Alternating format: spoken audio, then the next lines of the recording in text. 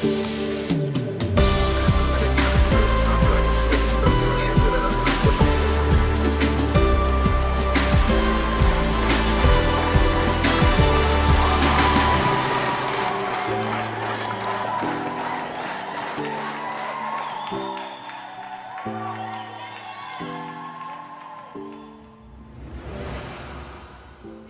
welcome to our last session of day 12.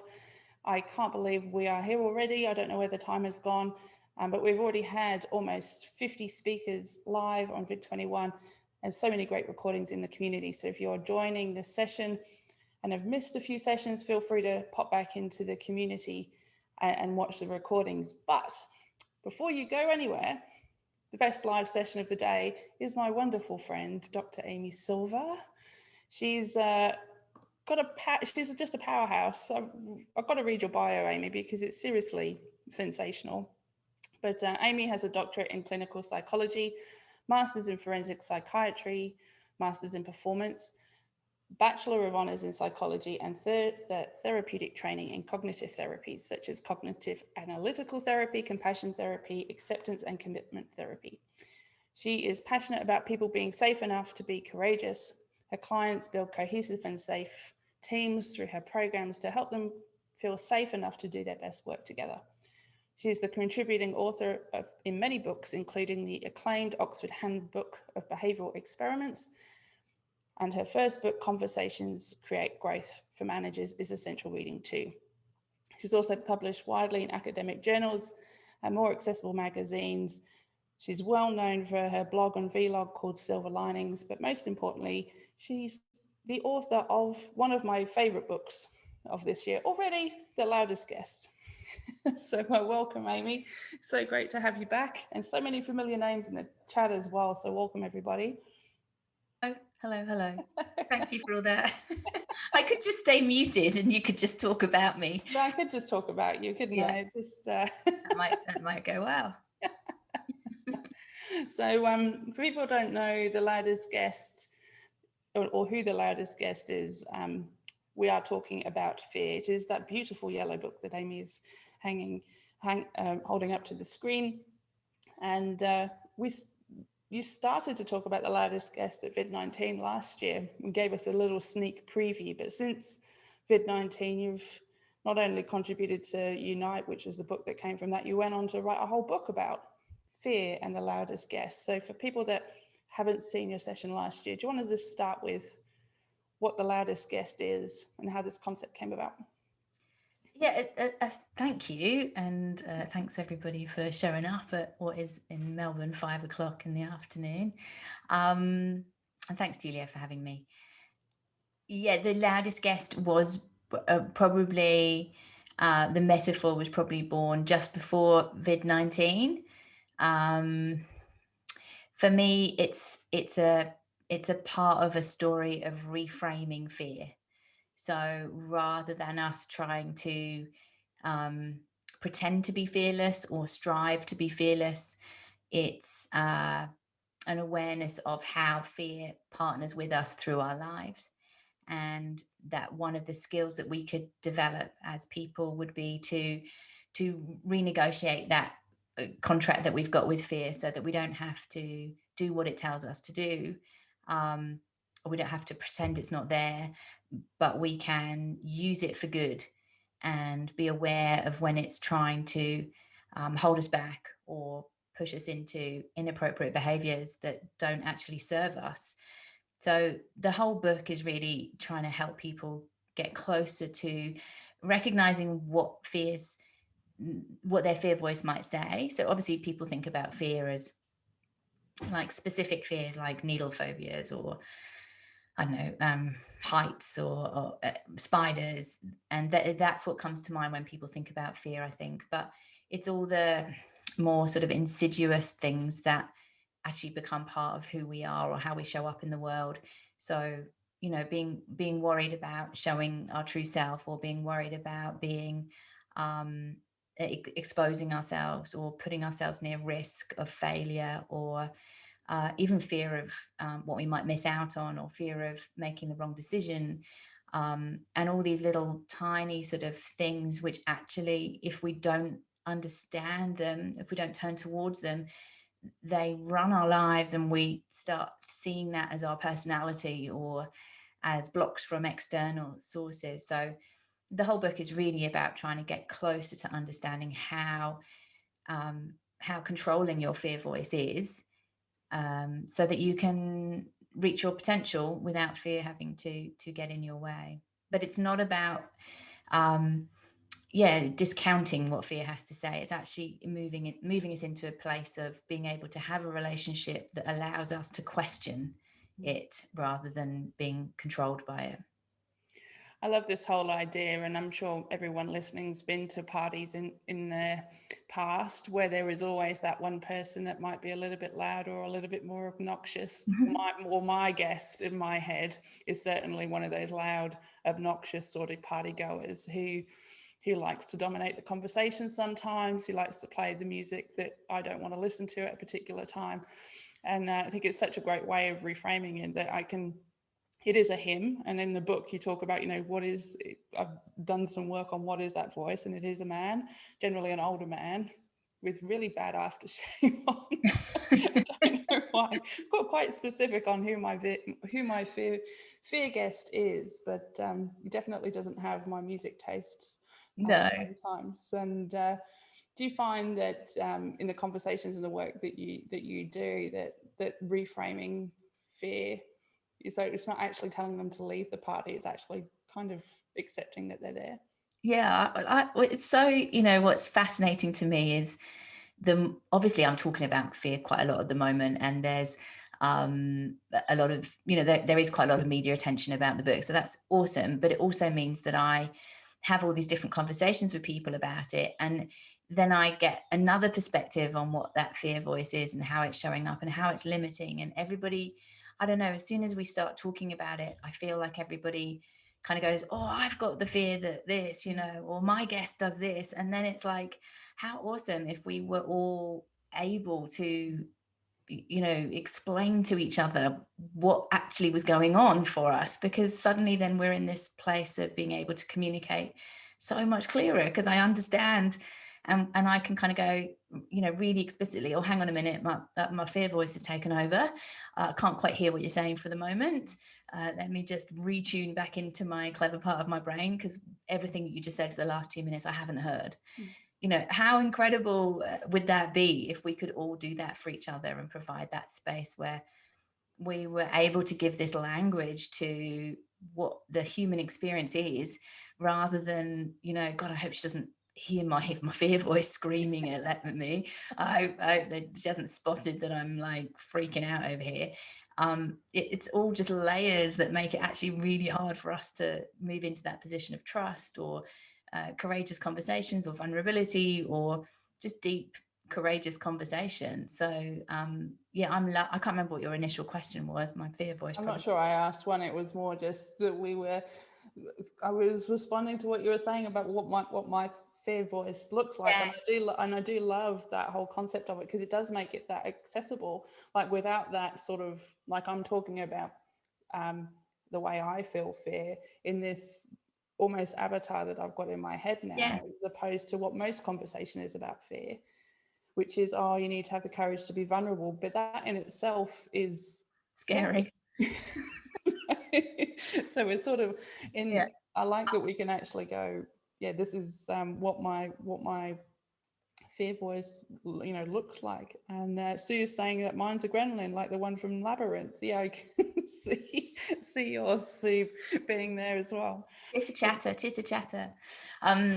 I was actually talking to Rowan Dredge today on his Facebook Live, and he was saying when he read the book, he had this image of a dinner party with kind of place names, and he realized that fear was like sitting right next to him on the seating plan, and he had this really clear vision of just switching the place card names and fear right at the other end of the part of the table. And I thought that was such a lovely way to visualize what we're trying to do. We don't want fear not to be at the table, because as I said, if we were fearless, we would be incredibly stupid. and dead. So it's a really good thing that fear is there. It's there to protect us, and it's got incredibly important things to tell us. And some of them are really good. You know, it's the fear of failure, which promotes us all to try harder, or it's the fear of not reaching our potential that pushes us to strive for something new. So we absolutely need it there. We just don't need it sitting next to us all the time, because it can be really destructive. And so I think that fear, I called it the loudest guest because I think not only is it probably, the most damaging of the voices, but I think it's also, or the guests, I think it is also just the way that we are built from a evolutionary perspective, that emotion of fear comes first. It is something that biologically we are primed to do.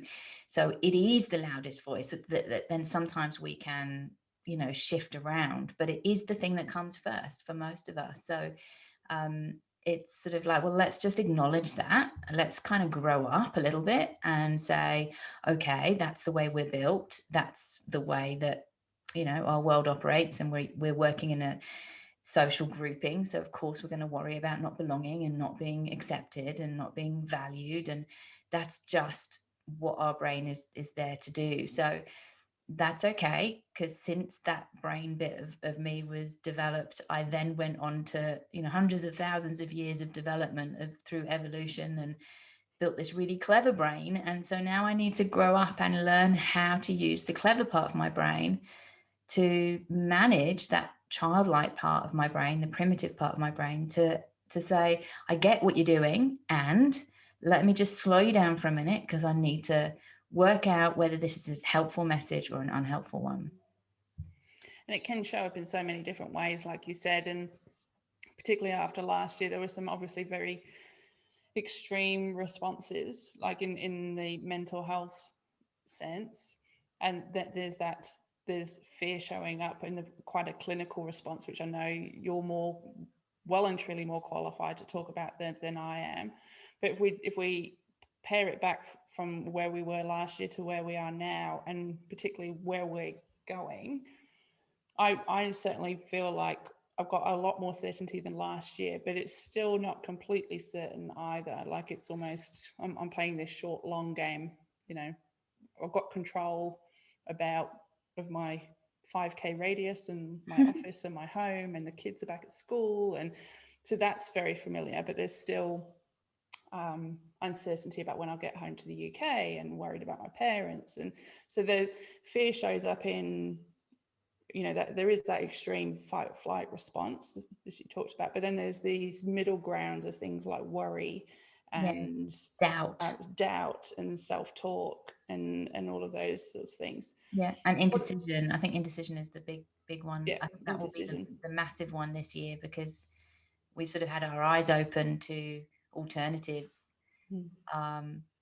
And as the systems around us try to go back, we're sort of left with this sort of, well, hang on a minute, like, do I have to, do that now, or can I opt into something different? And there's this huge, I think there's this year is just going to be massive for people sitting in indecision about, much bigger things than, the indecision of which peanut butter to buy. I think it's going to be, where do I want to live? How do I want to live? Who do I want to live with? What do I want to do with the rest of my life? These are, questions that have been opened up for us because of what we've all been through. I've had a few conversations over the last 12 days around some of those changes, and I'm certainly aware of quite a lot of women that seem to be, making the decision to step away from the workforce. And Don Price talked about that a little bit as well. But Wayne's asked the question, is fear the same across genders, roles and generations? Well, that's interesting. I think that biologically fear is exactly the same. So what is happening in our brains and the path that is used to distribute the biochemical stuff that happens because our brain has been triggered is the same. All of that is the same across gender or age, everywhere. How sensitive that switch on is really differs for people, and that looks like it's going to be something to do with genetics or history, nature nurture stuff.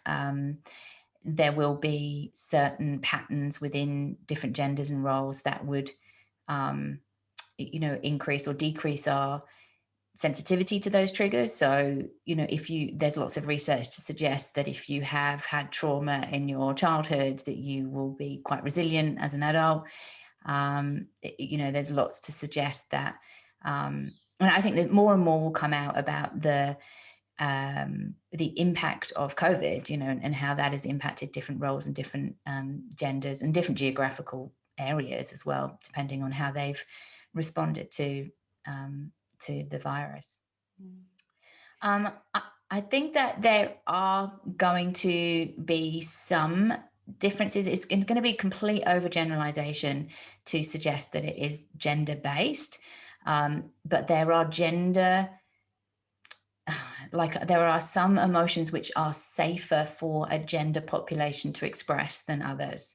So it is the story that we have attached to different groups that allows us to talk about emotions in different ways. So and then the interpretation, therefore, of the physical stimuli will be different for different groups, because the stories that we tell ourselves are different. So it will be, and what I have found in this is really what's the word, anecdotal, is that quite a lot of people who are reading the book will say, I didn't realize that my irritation, my frustration, my anger, that is being led by fear.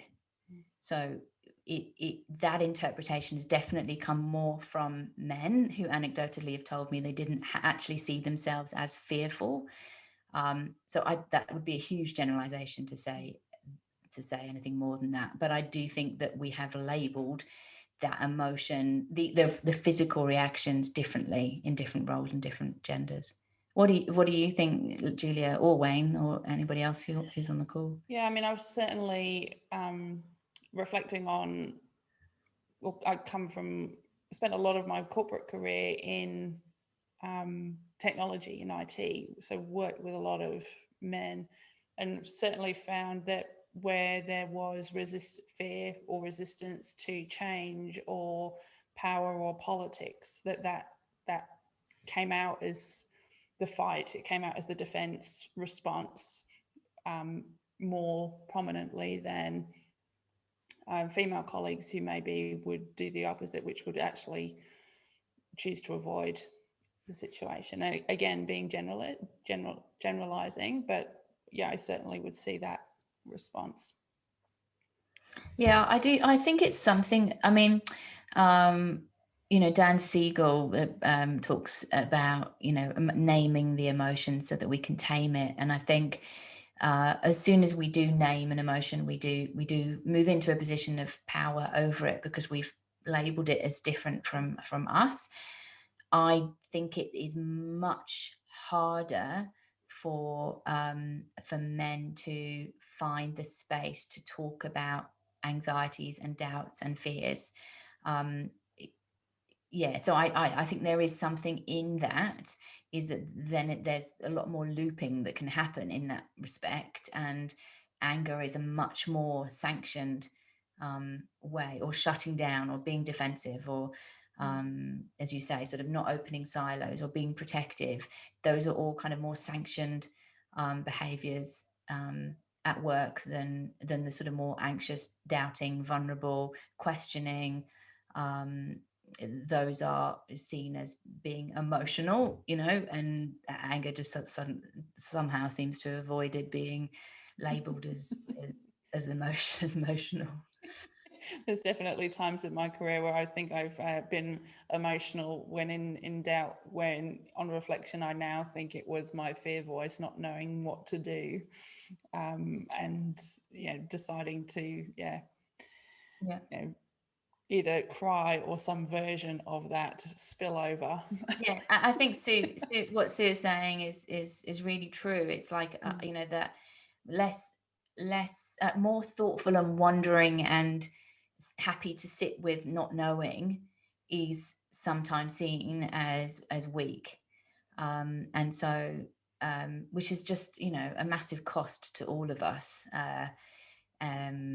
And part of why I think, you know, at work specifically, we need to get better at being able to name what's going on. So if I was indecisive about a big decision that needs to happen, rather than pretending that I know what the answer is, or pushing through with it and hoping everyone else kind of plays along, we actually just need to be really explicit and say, I need time to think about this, or I need space to wonder about this, or what do you think? Or we seek, and so we can sort of have that metacognitive conversation where we are able to pull out and say, hang on a minute, I just got really defensive there because, or I feel like I feel a bit threatened at this moment that you're going to, or whatever it is. It's just moving into a much more mature space of being able to talk about actually what's going on for us without it being used as a weapon against us when we're explicit. For people that, you know, and there is an extreme where the voice in their head or the guest at the party gets so loud that it makes us want to retreat. And that retreat could look like, you know, quitting or running and hiding. What can we do in that sort of situation? I know I've certainly run away from things before. Oh my God, I want to run away from things daily. I was running away from my children yesterday. I was on something, I can't remember, and they were going, I don't want to keep you. And I'm like, no, please keep me, because I've got to return to the children. If I think, you know, the first step is awareness, right? So, you know, that's all good. Is kind of, you know, as you said, Sue, I don't think there is a problem with choosing to avoid something ever. The problem comes if you know that you lean on that behavior too much, and it serves you in the short term because it gets you out of feeling the fear now, but in the long term it's not helping you progress to something that you probably care about. So that first stage is kind of going, okay, how much is it interfering, or am I really happy with it? It's like, you know, I'm, even though you know, one of the first patients I ever had was a spider phobic, I'm actually really not phobic of spiders, but I really don't like them. And I am absolutely more than happy with that, with living with that fear. Like, I have no intention of working the steps to make myself kind of feel comfortable with spiders. And so that's a fear that I'm happy to stay in avoidance with, because I actually can run my life reasonably well without having to approach it. But wherever I personally start to see a fear that could limit me, that's something that I would really like to choose to work on. And so the cure, or the way to sort of do that, is to do these baby steps, and to take deliberate action to grow that muscle against fear's muscle, because fear has got these, you know, fear has got an enormous power set, and it uses every trick it's got to pull you back. You know, it will bring in other guests of kind of like, you know, apathy, or guilt or shame, and it will just fire off all of these things to make you listen to what it wants you to do, which is to avoid, to hide, to run away, to pull back, to keep quiet, not show up, whatever the thing is. And it will use every trick in the book. It will use other guests that it knows have got some stories that it can throw at you about shameful things, or that you're never going to failure stories, or it will pull on sort of history, things that happened to you when you were 5. You know, it will just pull on all this stuff and get louder and louder and louder. So it's got all this ammunition to make you do what it says. And so in order for you to battle with that and to stand a fighting chance, we've got to go for those small steps which grow that ability for you to kind of go, it's okay, I've got this. But all of that requires, the first thing is a goal, is what is this for? Why would you want to be moving against this incredibly loud guest? Why? What are you going to gain? So understanding what you've got to gain, and then one of the stages on the cycle is experimentation, because I feel like what we do most of the time, so something easy, let's think of doing presentations or something, that would be super easy to just avoid. Just don't do them. Never put your hand up for any opportunity where you might have to do a presentation. Always look down when the offer comes around the table of somebody who could do it. Just look down, look away, don't show up, don't go for a role that might force you to do that. So those are all the avoidance things. But if we avoid it, we could actually talk about the spider thing as well. If you avoid it for so long, what happens when you do meet a spider? Or what happens when you do have to do a presentation and you're suddenly going from zero right up to like this massive feared event that you've got no skill in managing that voice that's so powerful and got so many stories and is designed to not let you move forward. So the experiment comes from kind of not being faced with a spider or faced with a presentation, but what would be my one step, to deliberately do to get me ready for that event, so that it doesn't sort of have this kind of looming nature of it that's kind of on my horizon, that I know that it's a fear that I'm avoiding and I'm avoiding it successfully, but one day it's going to get me. It's like, take control. And so, yeah, I don't know if that's helpful, Leah, of those sorts of, but I think it is, the first step is why would I bother? And moving into that position of being clear about what you gain.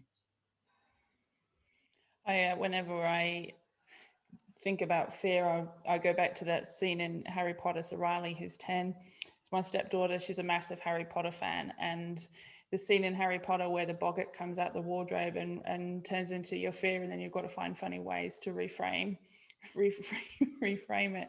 I kind of feel like if I could take the boggart and the Loudest Guest and put them together, I'd be set for life. It's just reimagining. And look, like, we all have fears, as you said, from everything from spiders to public speaking to, big hairy goals that we look to the future and go, I'd love to do that, but, right, it's the but. How do you start to unlock the but? Yeah, I think it's I believe that we want to get to a position where we understand whether we are in control of these choices or fear is. So I mean, I remember my husband reading the book, when it was in draft form, and he was just like going, but I still don't know, is it fear or is it me that's stopping me from doing that? And the only way I think that you can tell is to set up these experiments and see what happens, and push yourself into a position where you know that you can hear your fear voice more clearly, because you can't hear it when you're not being courageous. Like, it doesn't need to talk to you, so you can't actually tune into what it's actually saying. So you actually kind of discover this through action, as you do with most things, is that you discover more through putting yourself in difficult situations. It's when we become comfortable in staying where we are, that then it's just a theoretical kind of exploration. So we actually need to create these opportunities to get closer to our fear. And I think, that's definitely a decision that I've made, is, I think that if I'm here and I would like to be there, or not even that I'd like to be, but I think with my physical ability, with my privilege, with my connections, with my thoughts, I could do good stuff, and I see that potential. And what if I didn't reach that? Like, that just makes me sad. So I kind of want to go, okay, well, there's stuff that I could learn, that would push me there. But actually, I really believe that fear is that gap. The only way that I can tell whether that's true is to move, and the interesting thing that I have found, and I'm sure you guys would agree, is that as you move up, your potential moves up as well. and the gap probably stays the same. But what you're doing is moving beyond your fears and welcoming new ones, because the new ones give you more signposts about what else you could do. So, and I guess somewhere along the line as well, I've made a decision that, I know that it's true from the science that the sensations of fear and the sensations of excitement are exactly the same. There is no difference physically between those two emotions. If you wire people up to the machines, there's no difference. And it's the story, it's the cognition that we put on top, it's our interpretation. And so when knowing that, I kind of think, well, then that's life. Like life is excitement, life, it has to be about chasing. For me anyway, I think life is about chasing my potential. And to me, that means moving beyond my fear. But it doesn't mean that I'm fearless. And I think the more I talk about it, the more I push against it, the more partnering my fear becomes, and the more, it's not the loudest guest all the time, but it's there, and it's able to have a voice. So yeah, I think it's a decision about what you want to do with your life. Yes, that might be a bit too deep. No, I think you're absolutely on the money. And I know after having a surname like Steele for my entire life and growing up with two parents in the military, I was always sort of taught to be strong. And that sort of continued on throughout my entire life. But there's certainly been, major fears that I've had, things that have happened to me in the workplace and personally, where as I've gotten older, I can kind of hear the voice in my head. I just like that I can say I've got a voice in my head. That just suddenly makes it feel so much more normal. But I've done very conscious things, just like the hour experiments, isn't it? So I'm worried about telling someone something. Well, or do I reveal this to the world? It's like, well, you don't need to reveal it to the world. Just start with a person. That's Or right. I'm worried about public speaking. We'll just go and go and get a group of friends together, invite them over for a wine and do something. It doesn't have to be, from 0 to 100 in one No, movement, as you're and I saying. think that is one of the arguments that fear uses. Like, it goes, you'll never be able to do that. Like, you'll fail 100%. And you're kind of like, that's the conversation you've got to have with it, and going, okay, well, I'm not going to go for it yet. Don't worry. Like, we've got 10 other steps to do first. Like, calm down. I'm in control. I know what I'm doing. And I'm never going to put us in a situation that's super risky, because I'm not stupid. So let me handle this. I'm going to take one more step closer, and then let's review again. Because I think it just goes into this whole, catastrophizing space, and you've got to take control and kind of go, it's okay. We're good. We're going to set this experiment up. If we fail, we're only going to fail this much. It's not going to destroy us, and we'll be okay. Wayne's made a comment saying that I've observed that we have the ability to think about fear logically when it's not confronting to us at the time, but it seems to be the challenge is to maintain that logical thought process when fear is immediate. So how do we sort of override that biological reptilian brain? So the first, again, would be to identify it in the moment. The closer that you can get to kind of going, oh my God, I just disappeared then, or I've gone into tunnel vision, or I've just screamed at my children, or whatever it is, like that at those moments, it's the sooner that you can recognize it, the better. And if you can insert something else instead, brilliant. And the thing to insert would be a recalibrating physical thing. So, my go-tos are grounding myself really quickly by noticing that my feet are on the floor, that my bottom is in the seat, that my physical body is here. So trying to really ground my overwhelm back into my body and kind of be here now. Other things that I really like doing as soon as I notice that I've been discombobulated to reattach to my breathing and slow that system of firing down. It's kind of, as soon as it happens, it's sort of too late to do anything about it. As you say, it's a really physiological thing. You've just had a massive shot of adrenaline, so we've just got to work our way through that, and while our body is sort of re-engaging our clever part of our brain, resisting the reacting bit that we desperately want to do. So it is a level of consciousness, it is a level of practice. You want to get as close to that pause as possible, the pause in between the trigger event and your reaction. But sometimes if you can't catch it, you need to attend to your body, so that you can then engage your brain. But I think, again, it's almost like, if we were capable of saying, hang on, I've just been triggered, or hang on a minute, let me just breathe because I'm feeling really angry and I'm kind of feeling a bit out of control here. If we could lean into that and humanize that reaction, I think everything would just be safer. We would be safer at work, and we would be more able to explicitly sort of own our stuff and stuff we have, because we are humans and animals at that, and flawed, seriously flawed. So I think pretending that we're not flawed is just a really silly thing for us to keep doing. So I don't know if that helps, but I think it is, you're right, it's a very different beast when you get triggered. And I think that physiologically that's the first step, is to try to readdress balance in your body.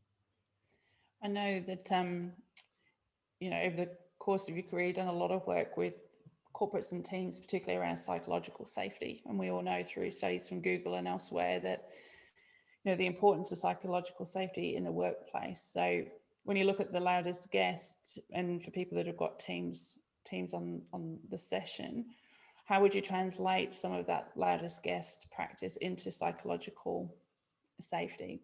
It's so interesting because I think I'm just trying to sort of step outside the clients that I know and talk more generally, but I think that it needs, for me to make it success. So as it stands, the Loudest Guest, I think, is very easily consumed by the wider part of the hierarchy. So people who are middle management and down.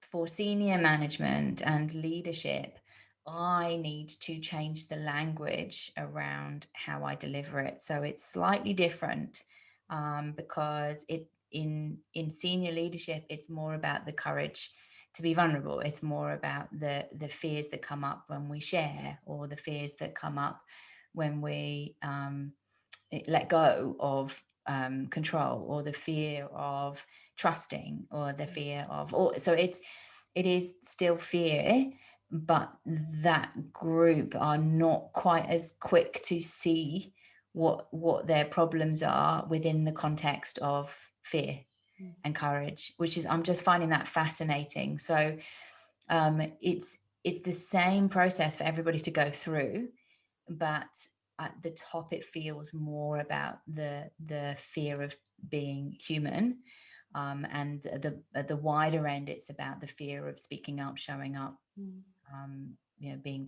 being able to show up as your best self. So it's same but different language. Maybe, I don't know if that helps, but I think both are absolutely essential pieces to making a culture safe. People need to learn how to speak into it, and people need to make space. I think it's quite fascinating at that senior leader level, where I almost feel like the more senior I got in an organization, the more I started to have almost two identities. So the person that I was at work as a senior leader, and who that version of Julia needed to be, and who I was at home. And I'm wondering if there's something in that it's not just them that's being vulnerable, or like it's like they've almost got a positional fear, not just personal fear, if that makes sense. Yeah, I think it's it's back to that conversation we had before about who has validity to talk about fear. It's, you don't necessarily want your leaders to be sitting around talking about how frightened they are. We want to see them as strong and courageous and decisive, and to hold us.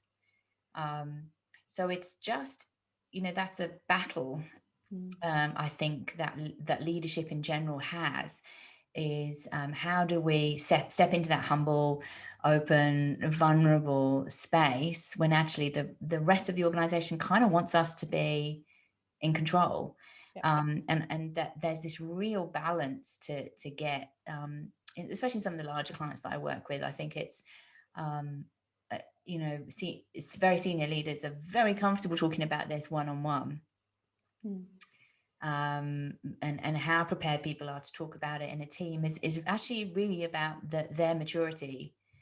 And I, luckily for me, or maybe just, I don't know, but the people that choose to work with me aren't the really, really frightened people, because they're not going to want to work with me. So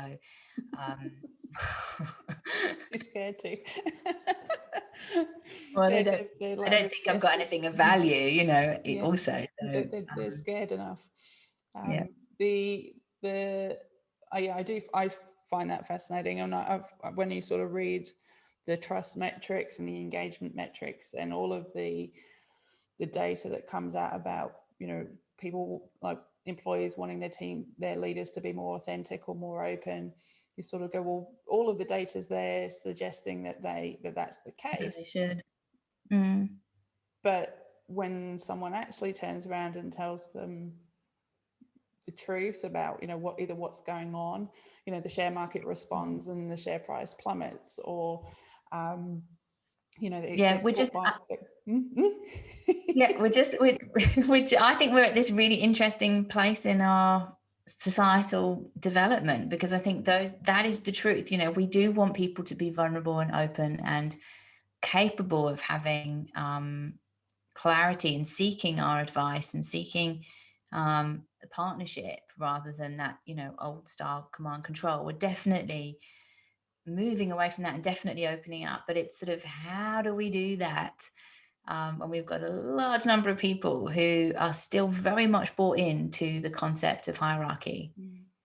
We are still programmed from a very young age to be led, and so that is a huge societal shift that we've got to try and work out what to do and how to do it. And yeah, it's a fascinating conversation to have, but I think all of us have a part to play in it. And where psychological safety was, a few years ago, was, the leaders need to make us all feel safe. And I think that we've all got to do our part too, in stepping into that and pointing out and showing the boundaries that have been crossed, and renegotiating what a hierarchy, a successful hierarchy, looks like when it's safe. We all have a part to play in creating psychological safe cultures. I remember when I ran a large offshoring program a few years ago now. This would be probably 10 years ago now, if I think about it. And the leaders were like, sitting in a meeting, it was like, we've got to come up with a great story so that we can frame this offshoring project in the right way with the media. And you can frame it any way you want. People will see straight through it. It's going to be loss of Australian jobs. Am I going to be made redundant? So the more you actually put a story on it, the actual worse it will be, because you're not only ignoring how people feel, you're not actually leaning into some of that discomfort. You're actually saying it doesn't exist at all. And it was quite interesting to see the leadership team navigate that in the same way you just described, is that there had to be enough, they needed to lean into the fear of their teams to be able to craft a response that worked for the organization more broadly. But I find the whole resistance of change and people's fear of the future fascinating, and particularly in corporates where you've got leaders that want people to change, But yeah, we could talk about this all night. We could, yeah, we could. The amount of, it's so not unusual for me to work with a client who initially doesn't want the executive team to be involved. Louise has asked a curly question, so I'm going to ask it, and then you can decide whether you listen to your guest and step into this or not. So he said, what guest do you believe is in Scott Morrison's head at the moment? Fear. Yeah, fear. Yeah.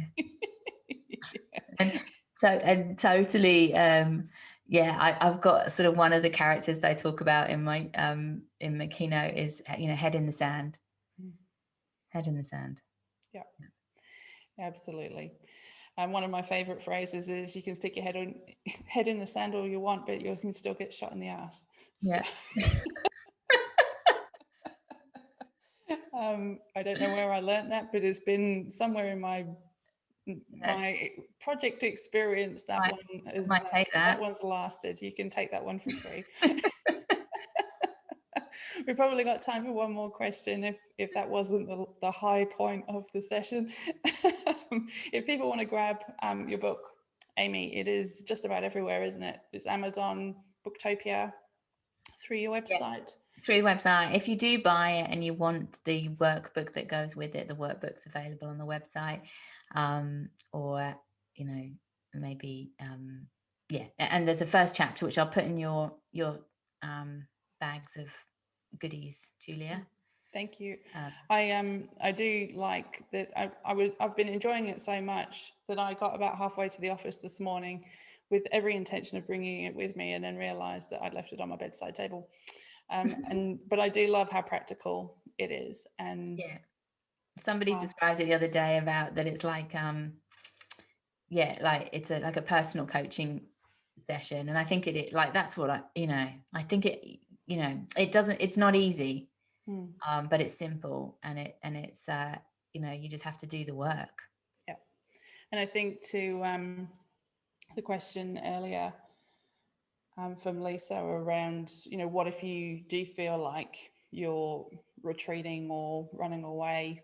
I think it's a really safe place to start. Like, so if you're not even ready to necessarily have the conversations with other people, just spending some time reading the book and reflecting has been invaluable.